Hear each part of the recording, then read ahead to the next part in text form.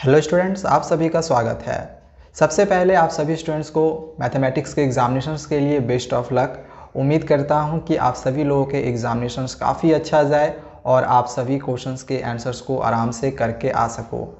अब चलिए कुछ इंपॉर्टेंट चीज़ें हम जानते हैं जो कि आप लोग के लिए बहुत ही ज़्यादा महत्वपूर्ण होंगे और आप ऐसी गलतियाँ ना करो, इसी वजह से मैं आप लोग को ये सारे इंस्ट्रक्शंस दे रहा हूँ। सबसे पहले जो आंसर शीट होगा वो आप अच्छे से ज़रूर फिल करें, क्योंकि इंग्लिश के एग्जामिनेशंस में हमें ये देखने को मिला, बहुत सारे बच्चों की तरफ से कमेंट आया कि सर हमने यहाँ पे ये गलती कर दी, कोई प्रॉब्लम तो नहीं होगा। प्रॉब्लम ज़्यादातर होता है नेमिंग और रोल नंबर में। अगर आप नाम और रोल नंबर में कहीं पर भी गलती करते हो तो उससे ज़्यादा प्रॉब्लम होगा, आपके रिजल्ट पेंडिंग हो जाते हैं। तो जब भी आप खास करके नाम और रोल नंबर को लिखो तो एकदम ध्यान से लिखो, बिल्कुल भी गलती ना करें। पिछले प्रीवियस ईयर्स में बहुत सारे बच्चों के रिजल्ट पेंडिंग भी थे। पेंडिंग होने का रीज़न यही होता है कि हम अपने नेम में या फिर अपने रोल नंबर में गलती कर देते हैं, तो ये गलती आप नहीं करें। और बाकी अगर दूसरे जगह थोड़ा बहुत गलती होता भी है तो ज़्यादा प्रॉब्लम नहीं होती है, लेकिन कोशिश करें कि जो आंसर शीट आप फिल करो उसमें किसी भी तरह कोई मिस्टेक ना हो। ठीक है, सबसे पहली बात। और आपका जो पूरा फोकस होना चाहिए वो आंसर शीट को फिल करते समय होना चाहिए, आंसर शीट में, दूसरे जगह बिल्कुल भी नहीं होना चाहिए, तभी आपका कहीं गलती नहीं होगा। ठीक है, अगर आपको कुछ नहीं आता तो आप एक बार टीचर से पूछ लें, आपके टीचर्स बताएंगे। ठीक है, जो भी वहाँ पे एग्ज़ाम ले रहे होंगे। तो ये तो पहली चीज़ हो गई। चलिए सेकेंड में आते हैं। देखिए सबसे इम्पॉर्टेंट क्या है, जब हमारी क्वेश्चन पेपर मिलते हैं हमें, तो हम जब देखते हैं तो हमें ऐसा लगता है कि अरे हमें तो कुछ भी नहीं आ रहा है। ठीक है, फर्स्ट टाइम में आपको ऐसा ही लगेगा, क्योंकि जो क्वेश्चंस होते हैं वो थोड़ा नए टाइप के हमें देखने को मिलते हैं। वैसे क्वेश्चंस में भी कि आपने इससे पहले कभी नहीं किया होगा। ठीक है, वो थोड़ा सा डर भी लगा रहता है, तो थोड़ा सा हमारे मन में शंका होता है कैसा क्वेश्चन आएगा, नहीं होता है, अचानक से देखते हैं तो हमें हार्ड लगता है। बिल्कुल भी क्वेश्चन पेपर को देख के घबराना नहीं है। ठीक है, रिलैक्स रहना है और कोशिश करना है कि जो 3 और 4 मार्क्स वाले क्वेश्चंस होंगे उसको पहले बनाएं। क्योंकि ऐसा होता है कि हम स्टार्टिंग करते हैं 2 मार्क्स में, ज़्यादा समय कंज्यूम कर देते हैं और बाद में 3 और 4 मार्क्स वाला जो क्वेश्चन होता है, खास करके 4 मार्क्स वाला 4 क्वेश्चन आएगा, 16 मार्क्स का सिर्फ 4 मार्क्स में आ रहा है। तो आप समझ सकते हैं कि अगर आपको 4 मार्क्स का क्वेश्चन आ रहा है तो आप उसको पहले कर लें। ठीक है, आप 4 मार्क्स का क्वेश्चन आसानी से बना लें, आपका 16 मार्क्स उसमें सेफ रह जाएगा।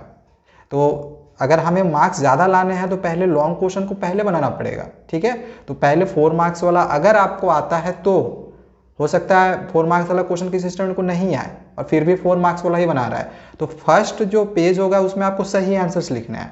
तो अगर 4 मार्क्स वाला क्वेश्चन आपसे बन रहा है तो आप 4 मार्क्स वाला बना ले।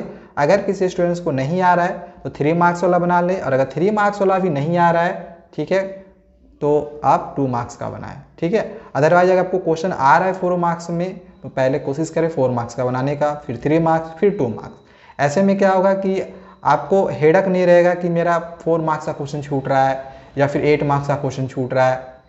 लास्ट में समय बचते नहीं है, ऐसा हमें लगता है कि समय है अभी मेरे पास, लेकिन लास्ट में लॉन्ग क्वेश्चन बनते हैं ना, तो लॉन्ग क्वेश्चन में आपको थोड़ा सा समय भी ज़्यादा लगेगा। तो उसको आप पहले कंप्लीट कर लोगे तो लास्ट में आपके छोटे छोटे क्वेश्चन होंगे आपके पास। अगर 15 मिनट का भी समय है तो 15 मिनट के समय को भी आप अच्छा से, मतलब 10 मिनट 15 मिनट में भी आप 2 नंबर के क्वेश्चन को सॉल्व कर सकते हो, उसमें आपको ज़्यादा प्रॉब्लम होगा नहीं। ठीक है, तो ध्यान में रखना है कि जो क्वेश्चन आएगा पहले आपको वो करना है। खासकर अगर 4 मार्क्स का आएगा तो पहले उसको करना है, 3 मार्क्स का आएगा तो पहले वो करना है। ठीक है, 2 मार्क्स का कोशिश करें कि पहले ना करें। अगर नहीं आ रहा है 3 मार्क्स में 4 मार्क्स में तो आप 2 मार्क्स का करें। ठीक है, चलिए थर्ड, अक्सर ऐसा देखने को मिलता है कि मीन मोड मीडियन के जैसे ही क्वेश्चन हम देखते हैं तो डायरेक्ट उसको बनाना शुरू कर देते हैं, और इस बार आपके एग्जामिनेशन में 3 क्वेश्चन मीन मोड मीडियन से आ रहा है। तो मीन मोड मीडियन तीनों से रिलेटेड क्वेश्चन रहेगा। अब स्टूडेंट कहाँ पे गलती करते हैं, स्टूडेंट कभी भी क्लास इंटरवल पे ध्यान नहीं देते हैं कि क्लास इंटरवल रेगुलर है या फिर इरेगुलर है। अक्सर स्टूडेंट का वहाँ पे गलती होता है। तो आप एक बार ज़रूर ध्यान दें कि जो क्लास इंटरवल आप जो क्वेश्चन में दिया गया है वो रेगुलर फॉर्मेट में है या फिर इरेगुलर फॉर्मेट में है। ठीक है, अब रेगुलर और इरेगुलर फॉर्मेट क्या है तो ये मैंने पहले भी आप लोगों को समझाया हुआ है। जैसे अगर क्लास इंटरवल 10 से 20 दिया है, 20 से 30 दिया है, 30 से 40 दिया है तो ये रेगुलर इंटरवल हो गया। लेकिन अगर ऐसे दे दिया है कि 1 से 9 है, फिर 10 से 19 है, इस तरह से, तो वो हो जाएगा इरेगुलर फॉर्मेट में। ठीक है, तो ध्यान में रखना है, जो इरेगुलर होगा उसको रेगुलर में कन्वर्ट करना है। अगर आपको सीखना होगा कैसे हम करते हैं तो डिस्क्रिप्शन पे आप जाएं, मीन मोड मीडियन के जो भी क्वेश्चंस आपके एग्जामिनेशन में आएंगे वो मैंने करवाए हुए होंगे, आप देख सकते हो। क्वेश्चन वहीं से आएंगे, इससे आउट क्वेश्चन आपका जाएगा ही नहीं, ठीक है। तो ये हो गया टिप्स नंबर 3। नेक्स्ट आते हैं कंस्ट्रक्शन में। तो कंस्ट्रक्शन के क्वेश्चंस को आप अच्छे से बनाएं, खास करके बनाए होंगे तो आप पेन से का यूज ना करें, पेंसिल से बनाएं, ठीक है। और कहीं पर भी कोई मिस्टेक नहीं होना चाहिए। ऐसा नहीं कि हम ओवरराइट कर रहे हैं, सर्किल ड्रॉ किए और सर्किल के ऊपर हम पूरा ओवरराइट किए जा रहे हैं। एकदम सीधा सीधा होना चाहिए। और नेमिंग वगैरह आप अच्छे से दे, जो भी वैल्यूज़ वगैरह होंगे, चाहे वो रेडियस का हो, टेंजेंट का, अगर वैल्यूज़ कुछ दिया गया है तो उन वैल्यूज़ को भी देते जाएं। स्टेप्स ऑफ कंस्ट्रक्शन लिखना ज़रूरी तो नहीं होता है, बट अगर आपको आ रहा है तो आप लिख दें, ठीक है।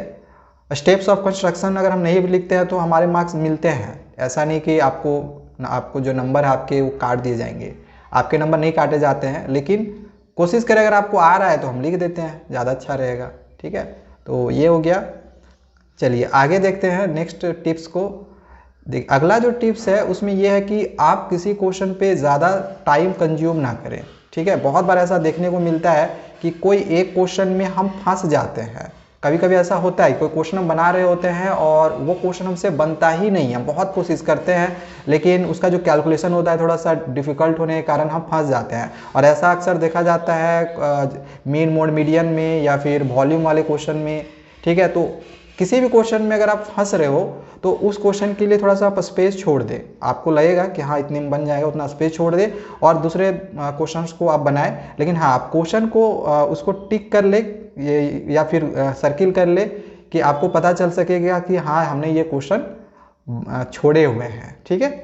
और अगला जो टिप्स है वो भी इसी से रिलेटेड है कि जब भी आप किसी भी क्वेश्चन को कर लो तो आप क्वेश्चन नंबर को टिक जरूर कर ले कि आपका ये क्वेश्चन बन गया। इससे आपको अंदाज़ा हो जाएगा, समझ में आ जाएगा कि हाँ हमने ये क्वेश्चन किया हुआ है। लास्ट में ऐसा नहीं कि कोई क्वेश्चन आपसे मिस हो जाए।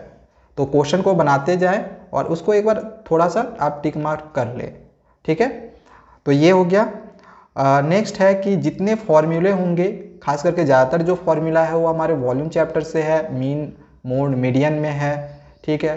तो अर्थमेटिक प्रोग्रेशन में कुछ फॉर्मूला है। तो जो फॉर्मूला वाला चैप्टर है तो उसके जितने फॉर्मूले होंगे उन फॉर्मूलाज को आप पूरा याद कर ले। आपको ऐसा नहीं कि हम उम्मीद करके जा रहे हैं कि ये फॉर्मूला आएगा और हम सिर्फ उसकी तैयारी करके जा रहे हैं, नहीं, ऐसा नहीं होना चाहिए। जितना फॉर्मूला है वॉल्यूम चैप्टर का या फिर दूसरे चैप्टर से तो आपको पूरा याद होना चाहिए। हो सकता है कोई क्वेश्चन नहीं हो रहा है, मतलब हमसे ऐसा उम्मीद करके गए हैं कि ऐसा क्वेश्चन आएगा, नहीं आया, तो अगर फॉर्मूला याद रहेगा, फॉर्मूला लिख के भी आते हो तो आपको नंबर मिलेगा, ठीक है।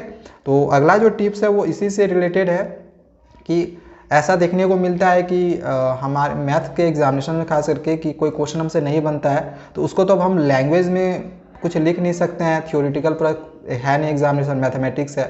तो अगर आपको फॉर्मूला याद रहेगा तो आप उसके आंसर्स को आसानी से, मतलब फॉर्मूला को लिख देंगे तो आपको उसी में नंबर मिल जाएगा, ठीक है। बाय द वे कोई क्वेश्चन हमें दिया गया, वो क्वेश्चन हमसे सॉल्व नहीं हो रहा है, ठीक है, तो फॉर्मूला लिख के उसमें हम कुछ कुछ वैल्यूज वगैरह पुट कर देते हैं और उसको कुछ ना कुछ स्टेप्स में अगर आगे हम बढ़ा देते हैं तो भले ही पूरा नंबर नहीं मिले, लेकिन फॉर्मूला लिखेंगे तो हाफ 1-2 नंबर तो मिल ही जाएगा। अगर ज़्यादा मार्क्स का क्वेश्चन रहा तो 2 मार्क्स का भी क्वेश्चन रहा तो हाफ मार्क्स तो आ ही जाएगा, ठीक है। तो अगर कोई क्वेश्चन नहीं आ रहा है तो उसके फॉर्मूला को लिख के आप आ सकते हो, ठीक है। इसलिए फॉर्मूला अच्छे से आप याद करके जरूर जाए, कोई क्वेश्चन को बिल्कुल भी न छोड़ें, ठीक है। आपको जो भी आ रहा है, जैसा भी आ रहा है आप उसको बना दे।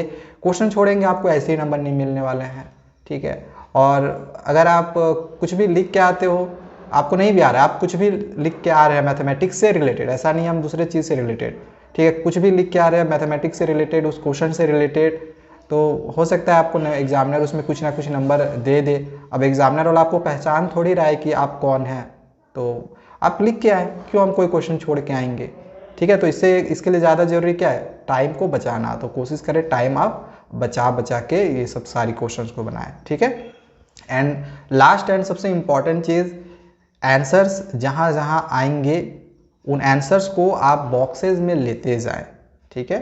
आंसर्स को बॉक्सेस में लेने से जो कॉपी साइन करते हैं तो उनको वो हाईलाइट होता है कि हाँ ये आंसर्स यहाँ पे आया हुआ है। ठीक है, तो इससे जो एग्ज़ामिनर होंगे वो आप पे ज़्यादा मतलब फोकस करेंगे और लगेगा उनको कि हाँ स्टूडेंट ने मतलब अच्छा लिखा हुआ है, और इससे आपके मार्क्स भी बढ़ने के ज़्यादा चांसेस होते हैं। ओके, तो उम्मीद करता हूँ कि ये सारी टिप्स आप अपने एग्जामिनेशन में फॉलो करें और आप अच्छे मार्क्स ला सकोगे। ठीक है, किसी तरह का अगर कोई क्वेश्चन होगा तो आप कमेंट ज़रूर करें, मैं कोशिश करूँगा कि आप लोग कमेंट में जल्द से जल्द रिप्लाई कर सकूँ। ठीक है, थैंक यू।